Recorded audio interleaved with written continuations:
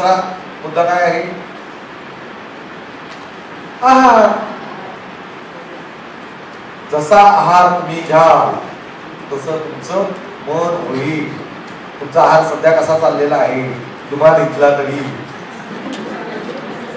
काय आपण नाही सात्विक आहे का? आपण जोरात नाही सांगू शकत विचारे.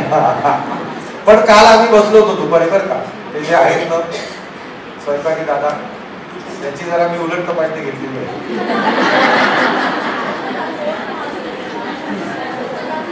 अरे हो नाही, ते काय झालं, मी न्यायानंतरचा चहाच घेत नाही ना, त्यामुळे मला माहित नाही. तो मराठवाड्याचा चहा होता आजचा. दादा बहुधा संभाजीनगरहून आले ना, तिकडून प्रवास करून, त्यामुळे कदाचित तो आजचा चहा तसा असावा. तर त्यामुळे जसं तुम्ही अन्न खाल तसं तुमचं मन होईल. सात्विक अन्न खाल्लं तर विचार सुद्धा मनामध्ये किंवा मन सुद्धा तसंच सात्विक आणि त्याकडे जाईल. विकारापासून हळूहळू त्याची मुक्तता होईल. मी आग्रह या 10 दिवसात कांदा लसूणाशिवायचा स्वयंपाक असा जो आग्रह करतो त्याचं मूळ तिथे आहे. मी वेगळ्या अर्थी एका कारणाचा आपला अन्नमय कोश सांगणार आहे. म्हणजे काय, माझा गेल्या 20 वर्षाचा अनुभव आहे की या 10 दिवसाच्या निवासी वर्गामध्ये आजारी पडण्याचं प्रमाण हे कमीत कमी राहील. आजारी पडण्याचं प्रमाण म्हणजे कमी झोप घेऊन सुद्धा उरलेलं झोप या 10 दिवसात अगदी तिथे निवासी असले तरी सुद्धा कमी होते. मला माहिती आहे, आपण आग्रह करतो की दुपारी सुद्धा 1 तास लोकांनी विश्रांती करावी. सवय नसेल तर डाव्या कुशीवर पडून राहावं, पण ते आवश्यक आहे. एवढं सगळं म्हणजे 10 दिवसाची जी दिनचर्या असते ना, ती दिनचर्या तुमच्या दररोजच्या दिनचर्येपेक्षा वेगळी असते. तुम्ही दररोज जे करता त्याच्यापेक्षा जास्त एनर्जी तिथं लागते आणि तरी सुद्धा आजारी पडण्याचं प्रमाण 0.1 किंवा 2% एवढीच राहते. किती? 0.1 किंवा 2%. त्याचं कारण काय? त्या आहाराचं पूर्ण नियोजन विद्याभारतीने केलेलं असतं. सकाळी न्याहारी कुठली पाहिजे, दुपारचं जेवण काय हवं, रात्रीचं जेवण कसं करायचं, हलकं की जड. हलकं म्हणजे काय? पाऊस पडतोय संध्याकाळी 5-5:30. काही जणांनी काल केला असेल प्रयोग की हलक्या अन्नाचा. मस्तपैकी पाऊस पडतोय, पेठेतल्या प्रत्येक कोपऱ्यावर काय घमघमाट सुटलाय, कांदा भजी वगैरे. कुणीच नाही खाल्लं काल कांदा भजी. अरे यार काय सांगताय काय, एवढ्या मोहापासून या 4-3 दिवसात मोहापासून सुरू होते.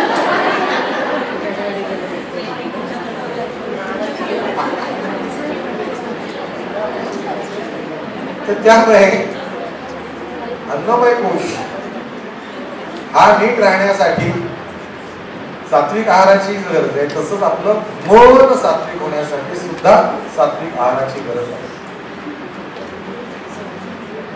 बरोबर आपण चर्चा केली ना, रजोगुणी, सत्वगुणी आणि तमोगुणी. तर ते सगळं या मानसिक विकासासाठी सुद्धा त्याची उपयोगिता आहे किंवा त्याची अधिक उपयोगिता.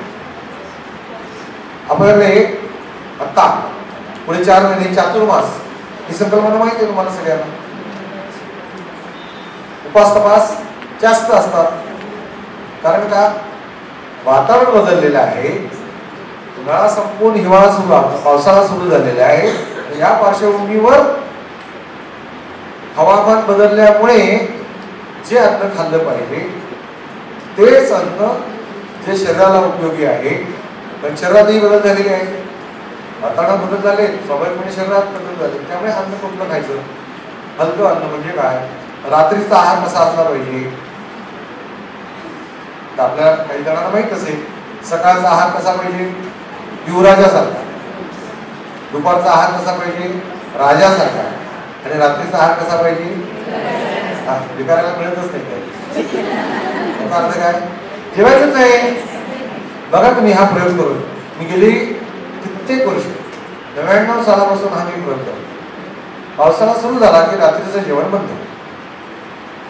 इतका प्रचंड फायदा. सकाळ म्हणजे अशी एकदम उल्लसित, आपलं शरीर हवेत तरंगत असतं, इतकं हलकं शरीर असतं, जळजळणे आणि मळमळणे. ठीक आहे.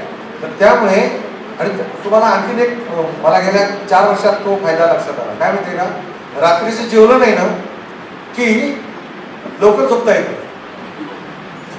लवकर झोपता येतं. बघा मी प्रयोग करतो, लवकर झोपता येतं. काल मी इथून गेलो, सरांच्या बरोबर 1-2 ठिकाणी गेलो होतो. मी 8:30 पावणे 9ला आलो. एक जण माझी वाट बघत होते, त्यांच्याशी थोड्या गप्पा मारल्या आणि त्यांना म्हटलं चला कुठे आता जा. त्यांना पाठवलं, ब्रश केलं, झोपलो मी 9:30. 9:30 मला झोपणं काय शक्य आहे?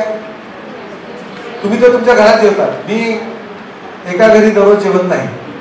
माझं रात्रीचं, म्हणजे आता रात्री जेवतच नाही, दिवसा सुद्धा मी एका घरी दररोज जेवत नाही. तर त्या घराचे, म्हणजे आमची काल ती पुतणी म्हणाली की काका मुक्कामाला या. म्हटलं मी येणार नाही. तर तुम्ही किती वाजता? म्हणजे ती मला 8 वाजता घेऊन निघाली, मला मेट्रोवर सोडलं. तेव्हा तिने तिच्या दोन्ही मुलांना पोहण्यासाठी सोडलं. किती वाजता? 8:15 वाजता. म्हटलं आता हे घरी किती वाजता येणार? ती म्हणाली 9:30-10 वाजता घरी येते. बाबा त्यांचा ऑफिसमध्ये घेताना त्यांना कलेक्ट करेल आणि घरी येईल, आणि मग तेव्हा हे 3 जण जेवते. मी म्हणाले हल्ली जरा लवकर जेवते, कारण तिला ऍक्सिडेंट झालाय आणि ती पण घरी असते, ती जलदर पडलोय. पण म्हणाले हल्ली मी लवकर जेवते. लवकर जेवली ती, मी सुद्धा असलो तर मला झोपायला स्वातंत्र्य नाही ना 9:30 वाजता. रात्री न जेवल्यामुळे काय झालं, मी 9:30 वाजता झोपलो. तर ज्या घरानं आता माझी सवय झाली ते त्यांचं चालू असतं, ते मला झोपा तुम्ही आता. आपली झोप झाली की सकाळी पूर्ण उठायचं आणि मग आपलं जे काय आहे ते सुरू करायचं. बघा किती फायदा होतो. कधीतरी शिस्त लावा की स्वतःला आणि घराला पण. बेशिस्तपणे चाललंय सगळे रात्र घराची, झाले की नाही? मग आपल्या हातात आहे बरं का ते, त्यांच्या हातात नाहीये. त्यांच्या हातात नाही. जरा कठोरपणा करावा लागेल, ताटपणा दाखवावा लागेल. म्हणून अशा पद्धतीनं जर मनाची खंबीरता मिळवायची असेल तर त्यासाठी झोप आणि आहार या दोन्ही गोष्टींचा अत्यंत संबंध आहे, जवळचा संबंध आहे. तिसरी गोष्ट आहे भारतीय संगीत वापर. काय तुमचं म्हणणं आहे यामध्ये? उपयोगी आहे की नाही? आहे ना? आता बघा, मी परत तुम्हाला म्हटलं ना की रात्री झोपताना मुलांना गाणं कुठलं म्हणायचं? शांताबाई नाही म्हणायचं. का नाही म्हणायचं? कारण शांताबाईची जी गती आहे ना, शांताबाई त्याची झोपून नाही गेलेली. शांताबाईने झोपवली. जी मुलं झोपेला आली असतील ती मुलं नाचायला लागली. दिवसभर दमलेली थकलेली मुलं 8 वाजता त्यांना झोपायचं आहे, शांत आणि स्थिर. तर त्यामुळे गाणं कुठल्या रागातलं पाहिजे? शांत रागातलं पाहिजे. आणि म्हणून अंगाई, कारण अंगाई शांत रागातली आहे. लिंबोणीच्या झाडामागे चंद्र झोपला. ठीक आहे. आपल्याकडे प्रत्येक प्रहरासाठी राग सांगितलेला आहे. सकाळी धूप राग म्हणायचा, उठायचंय ना, मग तेव्हा खूप राग काय भोपाळी का म्हणायची तेव्हा? उठा उठा सकाळ जन. तुमच्या घरामध्ये मुलांच्या उठण्याच्या वेळी अशा काही भोपाळ्या लावल्या जातात का कोणाकडे? करा. 1 2 3 4 5. वा, पोरं तुमची भाग्यवान आहे, खरंच भाग्यवान. की त्यांना सकाळी उठताना असं काही ऐकायला मिळतं. मग ते भक्तिगीतं असतील, अभंग असतील, भोपाळी असेल, हे जी मुलं सकाळी म्हणजे जाग येताना त्यांच्या कानावर हे पडतं ना, भाग्यवान पोर आहे. त्यांचा मनोविकास किंवा काय मनोवैकोश हा बाकी मुलांपेक्षा नक्कीच चांगला नाही. झोप पूर्ण झाली आहे आणि कानावर ऐकायला कळालं उठा उठा सगळं जण किंवा काय उठी श्रीरामा. बघा आपली सुद्धा मनस्थिती कशी असते. आपण सकाळी उठल्यानंतर पहिलं जे गाणं आपण ऐकतो सगळं म्हणतो, दोन पोळी का होईना कायम त्या नादातच आपण सगळी कितीतरी कष्टाची कामं सुद्धा त्याच्यातच करतो. हा परिणाम आहे. म्हणजे बघा मुलांना जाग आली, ते असं काहीतरी ऐकलं आणि समोर आई दिसली आणि आईने जवळ घेतलं. आता सांगा काय हवं मुलांना? आणखी मुलांना आणखी काय हवंय? हे सगळं मिळाल्यानंतर मुलांचा दिवस कसा जाईल? मस्त झकास आनंदात. त्यांचा स्वर्ग कुठे आहे? इथेच आहे, त्या घरातच आहे. घर हीच शाळा म्हणजे काय? म्हणून आता काय याला कुठे अडथळा आहे का? अडचण आहे का काही? नाही, आमच्याकडे रेडिओ नाही. अरे रेडिओ नाही तर मग यंत्र हातात आहे त्याचं काय? माझ्याकडे एक नवीन आम्हाला तुमच्या पुण्यातलंच मिळाले. माझ्याकडे आता जे आहे ते नाशिकला रेडिओ विश्वास नावाची एक FM आहे, खाजगी आहे. सकाळी 4:30 वाजल्यापासून त्याच्यावर अभंग आणि भक्तिगीतं चालतात 8 वाजेपर्यंत. 8 रेडिओ विश्वास. तसंच परवा माझ्या मित्राने माझी सवय लक्षात घेऊन रेडिओ श्रीपाद नावाचं इथे पुण्यात एक चालतं खाजगी FM आहे, रेडिओ श्रीपाद. तर त्याच्यावरही असंच काहीतरी चांगलं म्हणे ऐकायला मिळतं.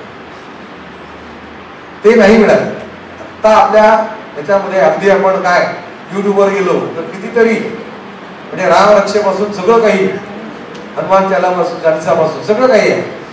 ते जर आपण लावलं मुलांच्या उठण्याच्या वेळी, सामान्यतः एक वेळ ठरलेली आहे ना. आता जर आपण नवीन रचनेमध्ये म्हटलं की 8 वाजता झोपायचं म्हणजे सकाळी 6 वाजता हसत उठतील, तर 5:30 वाजता आपण ते लावलं तर अर्धा तास अगोदर ते ऐकत ऐकत ऐकत मुलं उठतील. दिवस आनंदात होते. त्यामुळे भारतीय संगीत जे आहे ते इतकं प्रभावी आहे. डॉक्टर स्नेहलता देशमुख नाव ऐकलंय? कोण? मुंबई विद्यापीठाच्या माजी कुलगुरू. त्या गर्भसंस्कार या विषयावर काम करतात. त्यांनी एक प्रयोग केला. त्यांनी 3 गर्भस्थ शिशू जे आपल्याला सोनोग्राफी बघायला मिळतात मध्ये की अस्वस्थ हालचाल चालल्या त्यांच्या सोनोग्राफी सुरुवातीला, आणि मग त्या मुलांना यमन आणि केदारनाथ ते ऐकले जातात. यमन आणि केदार ऐकलं जातं. ऐकल्यानंतर त्या तिन्हींच्या वर्तनामध्ये बदल आपल्याला पुन्हा सोनोग्राफी बघायला मिळते. पहिलं जे आहे ते एकदम शांतपणे श्वासासारखं पडून जातं, फक्त श्वास. ज्या अस्वस्थ हालचाली आहेत त्या बंद शांत पडून जातं. दुसरं जे आहे ते फक्त मुठीच्या हालचाली करतं, तो राग ऐकत असतात. आणि जे तिसरं आहे ते फक्त बोटांच्या हालचाली करतं. जन्मानंतर आता ती मुलं मोठं झाले, त्यांच्या बाबतीतला अनुभव काय आहे? एक उत्तम हार्मोनियम वादक आहे, एक उत्तम तबला वादक आहे, आणि तिसरा जेव्हा केव्हा त्याला राग येतो, चिडतो, रडायला येतं, आणि त्याने हे जर ऐकलं यमन आणि केदार तर लगेच शांत होतं. ज्या गर्भस्थ शिशूंना त्या काळात मातेनं संध्याकाळी रामरक्षा ऐकवलेली आहे, ती मुलं आत्ता जन्मानंतर जर ते गडबड करायला लागले आणि आईने रामरक्षा लावली की खाटकाने एकदम शांत. आमच्या घरातला अनुभव, आमच्या पुतणीने हा प्रयोग केला चिरंजीवावर, एकदम शांत होत. हे भारतीय संगीत मनाला शांत करण्यासाठी जे संगीत आहे ते किती उपयोगी आहे हा त्याचा परिणाम.